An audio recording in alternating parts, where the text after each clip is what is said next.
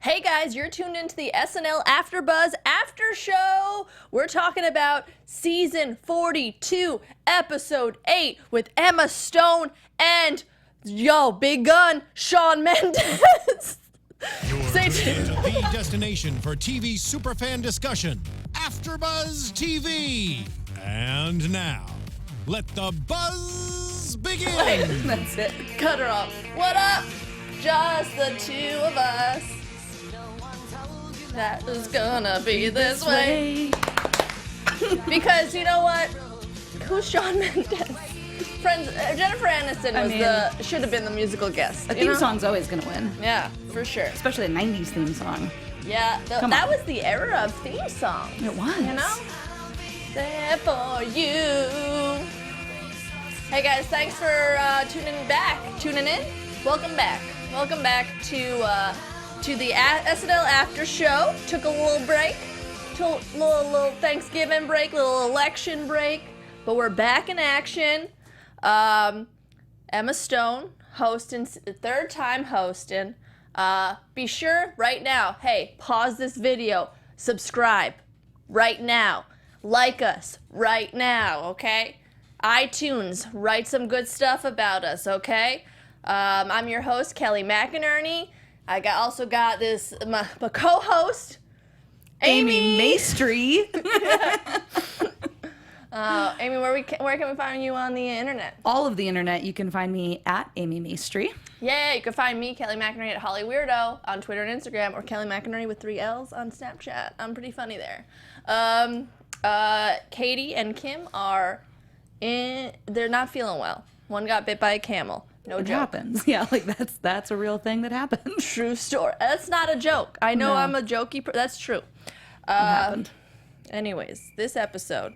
Yeah, that's how I feel about this episode, Zach. Our engineer, Zach, yes. Doing on the ones and twos. You were feeling crickets, judgmental crickets the whole episode? Yes. Always. I'm not sure if you're aware of this world, but I know Amy is. I'm not an Emma Stone fan. I'm not. You like her. We're gonna fight tonight, Kelly. We're gonna fight. Bring it on. Is this... we look like two old-timey boxers right now. Oh, I'm gonna get you. Do you want to see my impression of Emma Stone? I do very much. Ready? Yeah. I'm Emma Stone. I dated Andrew Garfield. Hire me for impressions, SNL. I know. Come on. Who needs Melissa? Who needs Kate? Look at this. Thank you. Anyways, let's get into it. The cold opening, Trump tweeting like a madman. Hot topic, right? Because apparently you got some tidbit on that. Yeah. So I don't know who else has used the internet today, but these tweets went viral from this girl who responded to Trump because once again, our president-elect tackling the big issues today. About SNL not being funny. So Trump's tweet was, just tried watching Saturday Night Live. Unwatchable. Totally biased. Not funny. And the Baldwin impersonation just can't get any worse. Sad. And then this girl just went in on him with like 40 well-thought-out, well-constructed, intelligent tweets shutting him down. What's like the summary of the 40 tweets? If you can summarize it. It really starts, just saying like, hey, guy, like you're going to be our president. Maybe think about some other things right now and stop getting mad when a show parodies you because get used to they parody everyone and you're going to have to get used to it. So, well done, Danielle Moscato. Is that her Twitter handle?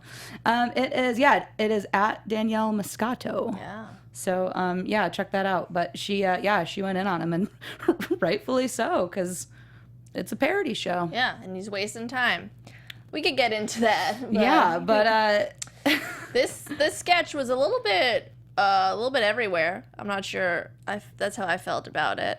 Yeah. What'd you think about it? I feel like, honestly, since he became president-elect, they've been writing better for Kellyanne Conway than they have for him. Oh, I'm with you there. I think in the one since the election, her stuff has kind of been the best, just like that twist, and also the way Kate's playing it, of her just now being like, oh my God, what have I done? Like, I helped create a monster. Yeah. And so I think her writing has actually been better.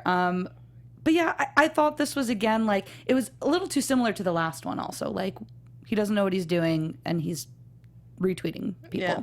I guess we get it. Yeah. We get it. He doesn't know what he's doing. He probably won't know what he's doing. Yeah. But let's switch it up a little bit. Yeah. I liked how Steve Bannon, though, was the Grim Reaper, because I was really wondering who they were going to cast as him, because he looks like my friend, this comedian Keith Carey, has a great stand-up joke saying he looks like Aaron Sorkin if he was stung by a bunch of bees. Oh, that's good. Spot on. That's good. Yeah. Yeah, it's pretty perfect. Yeah. But it was a real cold open, you know? Yeah, I did enjoy that he thought it was the ugly picture of him when it was actually just a plate of mashed potatoes. Yeah. But yeah, I think it was what it was. But I think the biggest laugh lines for me were all Kate with Kellyanne. Yeah. Monologue, hosting what's her face, Emma Stone. Your favorite, your girl Emma. I don't like her. She's the third time hosting. Last time she hosted was 5 years ago. It was like high school. You were 23. You said that. Why is it like high school? Anyways, it's not her fault. She didn't write it. I'm just not a fan. What did you think of this monologue? I think this is a monologue you give to an athlete host or someone who doesn't know what they're doing. Because she is very talented, in my opinion, and I love her a lot. But I think when you have someone like that, you like, put them to work. She was good, though, with the whole, like, I had a fling with somebody. Oh, yeah. Bobby. So I guess I get why they put her doing it, but also it's just, I don't know. Yeah, I like pieces of it. I mean, I thought it had its moments and it was funny. I think the Bobby thing was one of my favorite parts. Vanessa being the mean girl makes me laugh just because she like radiates warmth and joy everywhere she goes, I feel like. So I love her being the mean girl. But yeah, I think it was a very simple monologue and could have maybe been a little bit bigger. Yeah, you can go bigger with someone like Emma Stone. So. I feel, because I don't like her that much, but I know she could pull some stuff off, you know? Sometimes she's a pretty decent host, and this was just like, oh, that's it? Yeah, a little let down by it. I feel like that's how I felt the whole episode, though. Like, that's it? For a lot of sketches. Yeah.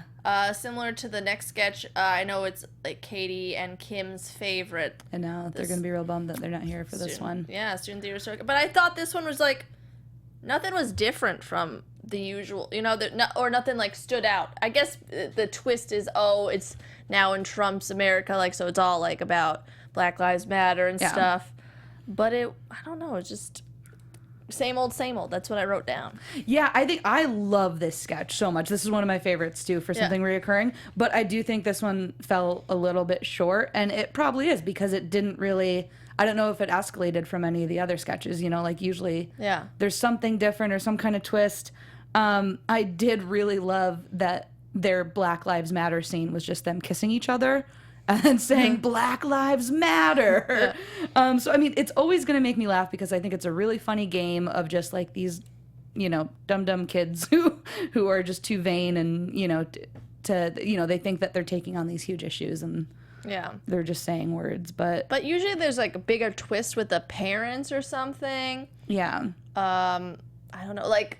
I remember one time they like called on the mom and she's like, that's my daughter. I forget, but it was funnier.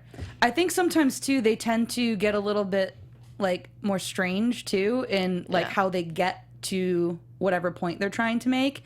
And I feel like they didn't do that this time either. Like a lot of times you're like, oh my God, where the fuck is this going? And it stayed on that kind of like even plane the whole time. Yeah, agreed.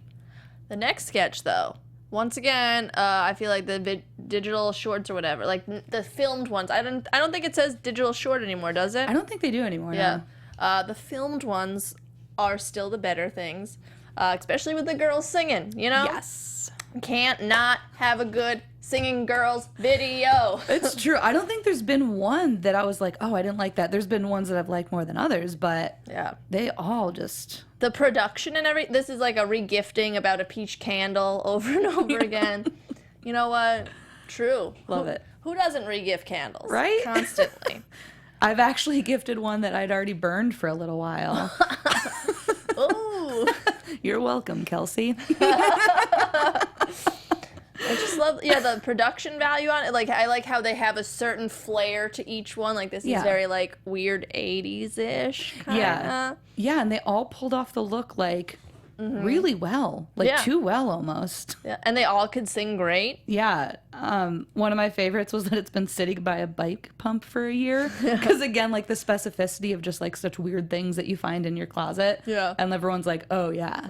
Yeah, I have that candle next to that bike pump. Peach candle, too. What a weird... Peach. Smelling. Not, like, like, not that unusual, but still unusual. Yeah, like, for a candle. Like, have you ever owned a peach candle? No. Have you ever been gifted one? No. Not yet. Fingers crossed. But Christmas is coming. It was, I think, probably my favorite sketch of the night. Yeah, that was definitely up there for me. Yeah. I loved at the end the very diverse chorus singing, and then also the woman doing sign language. Yeah. Because again, like their production is always so on point for these things. Well, because it gifted the same day in another country. Too good. Too good. I wrote hate math dream for this one. Just like a bunch of posters. Yeah. Trying to help him teach math. And I think it was just the whole bit was, Emma Stone can do a silly girl voice with a hot dog. Yeah. It made me laugh because of how she was doing it, because that voice was the worst voice I've ever heard of my life. But I still just wanted to keep hearing it. Yeah. I think they could, there wasn't much of a game to it, but even the game, it took a while to get to. And I was just kind of like, is it literally just going to be them talking? But I think she definitely carried it because of the voice and like how she was doing it. But I don't know. I almost felt like this could have even been turned into something better, like as a device for impressions. Mm-hmm. Like have actual people. Real people. Yeah, like actual celebrities be on there and have it be used as like their audition tapes or like their game show nights, you know, when it's just literally just a device to do impressions. I almost would have rather see that because there really wasn't much of a premise or anything going on in this one. The only thing I actually laughed at was when Kate ate the hot dog, because I thought that was a fake hot dog because it looked too perfect. That's true, yeah. And then she ate it. I was like, that's real? What? Day made. And then I was like, man, I want a hot dog. No, I didn't. It was okay. The next sketch, I thought, what a great idea. And then what happened? Yeah. Like, what? Is this going to be a continue? So the Hunt for Hill, great idea. Like a parody of like Sasquatches, the Hunt for Sasquatch or whatever, because everybody's been taking pictures of her on hikes. All white people with Facebook or whatever. So funny. But then it just ends with like a psychic saying she's buying eggs in a grocery store. And they're like, we're going to go to a grocery store. The end. Yeah. What? Like, what? Why? Yeah, I was really let down with the ending. I thought it was going to be a runner. Yeah. I thought we were going to see it a few times throughout the night. Great. Yeah, and they were going to use it as a runner of just like different weird things that they're doing to find her. I also think that they underutilized Kate in it too. Mm-hmm. I would love to see Kate doing Hillary running around the woods like a freaking maniac. Yeah. And like, or her coming up, you know, like I was waiting for her to come up in the night vision, like to the note or something, you know, like little things like that. I was waiting and it never happened, but I do love that he used the bird call of her laugh. I like that too. I wrote that down.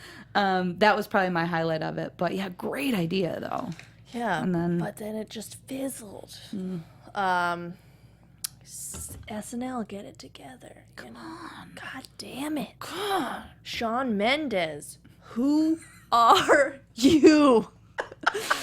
Well, I feel like I said this to Amy. And I think it's pretty accurate. I feel like they're like, yo, we got a Tribe Called Quest. We're just going to phone it in the rest of the season, okay? You're welcome for Tribe and Chappelle. It's okay. We're gonna find some other dudes. Here's what we got now. Some good singers we like that you may not know. He was fine. Yeah, I'm not totally sure where he came. Where did you come from?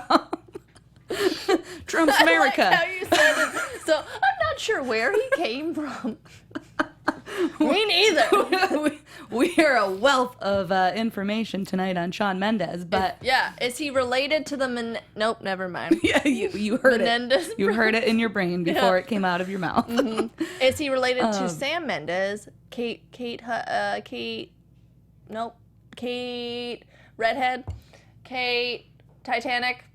I know, but I'm having fun with this right now, just watching Kate Winslet. Winslet's ex-husband. Oh, maybe. Yes. No, I think he ends it with it. Who cares? The second song that he did, which is the one that like everyone knows, is Not me. It's so except for Kelly. I think that one's super catchy, and I was watching this with my roommate, and I was like, I feel like he's like Nick Jonas, but like better than Nick Jonas, because like I didn't really know anything about him. Impossible. Come on. I like this guy. God, I don't know where he came from, but I like him. Nick Jonas is a dreamboat, though. I mean, have you seen Chains? I have. Try to make this That was episode. another good impression. I almost mixed it up with "Drag Me Down," but by One Direction for some reason. Chains and I was like, "Drag Me Down." I'm like, that's not the song. Incorrect. Woo, okay, it would have been a great episode though if One Direction or Nick Jonas was the musical character. In my opinion. Anyways, but yeah, I'm glad you liked it. I mean, it's catchy. He's fine. He was fine. All right. I like. It's okay. We'll be okay. We'll take it. Yeah. Weekend update though. What an update. Yeah. Well, they didn't spend 90% of it on Trump this time, so that's a step up. Yeah. But I don't there wasn't that many memorable jokes. Yeah, I think it went by pretty quickly for me. It seemed like I didn't. One of the lines that I thought was best flatlined. It was all the places who helped Trump: Ohio, Pennsylvania, Russia, FBI, WikiLeaks. Those got laughs, and then he said Hillary's campaign headquarters, and like no one laughed, and I was dying in my living room. That was really the only one I wrote down, though. I didn't write any down. Yeah. Because I did. I said the Canadian one. Listen to Nickelback. They're making drunk drivers listen to Nickelback. So make sure the crash kills you. Yeah. I love dead jokes like that, And making fun of Nickelback never gets old for me. It really doesn't. Also, they're also from Canada, so I think Joe shoulda coulda made fun of like, oh, you're like torturing your people with your people. Double burn. Leslie Jones, talking about dicks. It was okay. I liked the thumb drive one. Yeah. Even a thumb drive can hold a lot of data. Yes. Yeah. I wrote that one down, and don't promise me a rack of ribs and then show up with a little penis. That was good. Yeah. It's Leslie doing Leslie. Yeah. It's good. It's funny. But I just think there's too many of them. There are. That's my only issue. It's just I just don't want them to kill it because it's still gonna make me laugh. But I'm getting burnt out by it. Yeah. But I do love dick jokes. So if you want to balance out the too much Leslie with also dick jokes, I'll probably tolerate it more. As long as she says the word dick every 30 seconds, then we're good. Yeah. And then Rachel from Friends, played by Vanessa Bayer, but also the real Rachel from Friends, Jennifer Aniston, shows up, and it's like, what? No! No! What? No! What? I can't. No! What? I loved that she was there. I got it ruined for me though because I saw a picture online. Really? Yeah, and then I was still very. Are you a Friends head? I am. Yeah, I am a Friends head. That's what we're called on the big fan circles online. The Friends head, Friends heads. Yeah, I feel like it's a good name for it. Yeah, I loved Friends. My roommate's obsessed with it, so I hear that song pretty frequently. I've seen one episode, the Thanksgiving one, where Brad Pitt makes a cameo because my cousin loves Friends, and she was on with us on Thanksgiving, and she's like, we gotta watch this, and we're like, okay. So I did text her today. I'm like, you gotta watch Weekend Update. Yeah. So I kind of wrote it for her. I can't believe you've only seen one episode of Friends. Yeah, I know. I don't know. I don't understand. I don't know. I live my life, man. I always loved this impression because I think it's spot on, but also that I never realized how much Jennifer Aniston talked like that as Rachel. And then as soon as I heard Vanessa do this impression, I was like, oh my God, she does it all the time. And I always love when they have someone next to them doing the impression at the same time. That's always going to be fun. I love impressions like that too, that like they pick out one thing or something that the person does, and you're like, now I can't not think about it. You Exactly, know? yeah. And I think Vanessa Bayer does it great. I don't have to watch Friends to appreciate it, you know? Don't hate on me. I still like this. And Jennifer Aniston was fine. It made me want some nachos. I just want nachos now. Nachos and hot dogs. Yeah. I'm a little bit hungry. That's all Kelly got out of this episode. I just watched this right before I got here, so I'm hungry. It was fine though. Fine. Jennifer Aniston looks freaking amazing. She looks the same. It's crazy. Yeah. What are you doing? Dude, not having kids. She's doing it right and drinking that smart water and putting on that Aveeno. We know her life. We're best friends with her, obviously, because we know what commercial she does. Yeah, and also Justin Theroux will make you young. Look at that body. Yeah. Anyways, Zach knows. Zach and I do the leftovers. Oh yeah, AfterBuzz. He's super cute. From the mouth of Zach. So Zach knows. He's a badass. Yeah. In addition to being very, very cute. In addition to having a nice ass, too. Badass with a nice ass. Oh, I don't know if that is it. I've never seen it. I'm assuming it's good. Sorry. The cleaning lady sketch. Just them singing about how they want to fuck Santa, right? Yes. Accurate. Whatever, you know? Accurate. I think that's how they pitched it. We're going to sing a song in accents about wanting to fuck Santa. We're maids. Yeah. They're going to have these sexy outfits on underneath their clothes. I don't know. I don't know how I didn't like it. That's how I know. What'd you think about it? It was too short, too. Yeah. And just, okay, you guys just wanted to sing. Yeah, I think, again, it was something that could have been better. I think it's a simple, easy game that they were doing, but I think if they had escalated it a little bit better or like made it like weirder, like what they were saying about wanting to do to Santa, maybe that would be better, because it really was just, again, it was another one that kind of stayed at the same level the whole time, I think. But their execution of it was funny. I just think that the actual writing of the song could have been better and weirder. I really liked Vanessa's reactions, though, of her trying to be the one who was just like, oh yeah, you and your girls do, and then so she was just like, you don't know either of their names, or like every time she tried to like throw something in. I appreciated that, but yeah. I also think they could have played on Leslie Jones being like the oddball out more, kind of. Or was she really trying to have an accent too? I'm never really sure with Leslie. What's happening there? Yeah. Big part, small actresses, gender equality in film. This is I feel like we just see the sketch over and over again. I like it. I like, what's her name? Debette Goldry. She's funny, but SNL just needs to learn how to switch it up more. Like, you could have reoccurring sketches, but make them a little bit different. Yeah. Like the Spartans. They were all in different places. The teachers with Anna Gasteyer and Will Ferrell, singing those songs, remember? Yeah. They were different. I'm just naming all Will Ferrell reoccurring sketches. That's it. He did it right.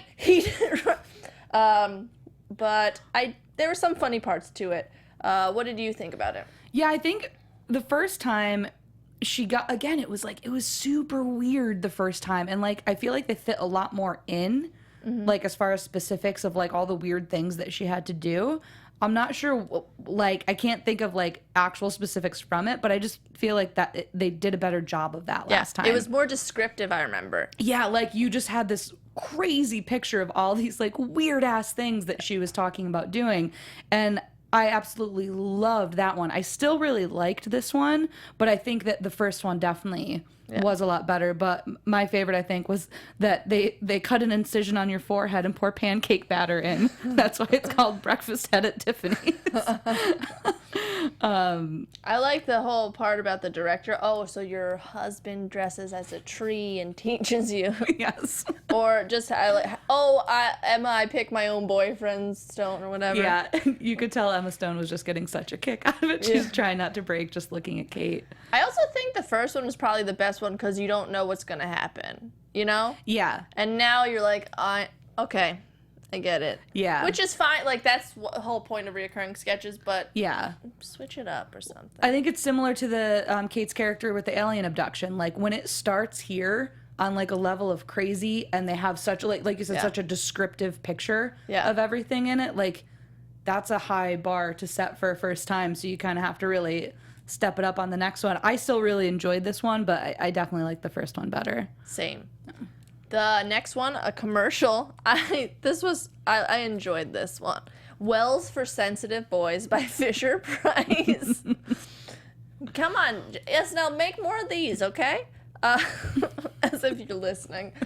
So it's sensitive boys, instead of like having guns or whatever, they just have a well to contemplate life or whatever. My favorite part was like, he's like, what's he putting in there? And the mom's like, a secret. Yes. What did you think about it? Yeah, I loved the looks from Bobby as he's just like looking over to Emma Stone, like, what have you done to my son? But yeah, I really liked it. It kind of reminded me of the digital short from the Emily Blunt episode with the sink. Just that it's like weird, and like I think it was a good length. It was short enough. I liked that they were saying at the end it's like getting a Barbie, but like not really, but also like kind of for the boys. I thought it was funny. I just thought it was weird. Yeah, I like the also they have balconies when they're ready to announce something. Yes, and like a broken mirror to, I forget what they said, but something about life's complexities. Yeah. So fun. Like, sometimes it's best to just go simple. Like, I guess it's not super simple, but basics. Had a little boy with a well. Yeah. I don't know. Like, one of those basic ideas that's kind of strange but basic, of just like looking into a well and contemplating, staring at your reflection. Kind of similar to the next sketch, like Mary having a baby and just being a real mom, like a new mom, and then the dad not really understanding like her feelings. Just like putting Mary in modern times, kind of. Very, like, an easy kind of game that works great. Like, how has this not been done before? It was very clever. What did you think of it? Yeah, totally agreed on that. I loved even just, like, when they're just like, oh, yeah, did you want drinks? He's just like, honey. Yeah. They said they wanted some drinks. So, yeah, I think just taking something like that and using, like, actual, like, legit biblical references and making them funny and making them modern. Yeah. I really liked, like, when she was talking about how not one hotel manager would let them in. I have looked cute every day of my 14-year-old life. Those kinds of lines. Yeah, I thought this was, like, really well executed and just a funny, like, simple idea that worked well. And they kind of raised the stakes in that, like, it was the Joseph that said, you look tired, than like somebody else, and then God being like, you look tired. Simple, clever, great. And that was it, right? That was the show. That was the show. That was the show. Overall, what did you think of it, Amy? I was a little let down because I do like Emma Stone so much as a host, and I don't think they wrote as well for her on this one as they did for the first two. I mean, the first two, they hit it out of the park. I loved those two episodes. They gave her, like, these really crazy, like, good characters, and, like, so I was a little bit let down by the writing on this one, even though I think it did have its moments. And I thought she did a really good job. Yeah. I'm surprised they didn't have a French scene. You know, they always have that dancing French scene. Well, I think that was Taryn's, that was one of his, Oh, yeah? So that's probably... Donezo. Yeah. Who is your MVP of tonight? I'm gonna split it between Emma Stone and Kate. I'm gonna say Vanessa Bayer. Yeah. She was the mean girl. She was what's her face from Friends, Rachel, and then I liked in the cleaning lady. She's the only good thing in that. Let's be real. Yeah, that is true. Yeah. Next week it's John Cena with some guy that we don't know. Mark something. Literally. Ready for this, guys? Maren Morris is the musical guest. Where did he come from? Who knows? None of us know. But it's cool because the one after that is Casey Affleck and Chance the Rapper. I know who they are. I know who John Cena is too. It'll be okay. We'll see. Yeah. We'll see. You know, I mean, I loved him in Trainwreck. He's a pretty funny. He was good in Sisters too. Yeah. So fingers crossed. there we go. Until then, though, Amy, where can we find you on the internet? You can find me at Amy Maestri. You can find me, Kelly McInerney, at Holly Weirdo on Twitter and Instagram, or Kelly McInerney with 3 L's on Snapchat. And we'll see you guys next week. Bye. Bye. From executive producers Maria Menounos, Kevin Undergaro, Phil Svitek, and the entire AfterBuzz TV staff, we would like to thank you for listening to the AfterBuzz TV network. To watch or listen to other after shows and post comments or questions, be sure to visit AfterBuzzTV.com. I'm Sir Richard Wentworth, and this has been a presentation of AfterBuzz TV. Buzz you later.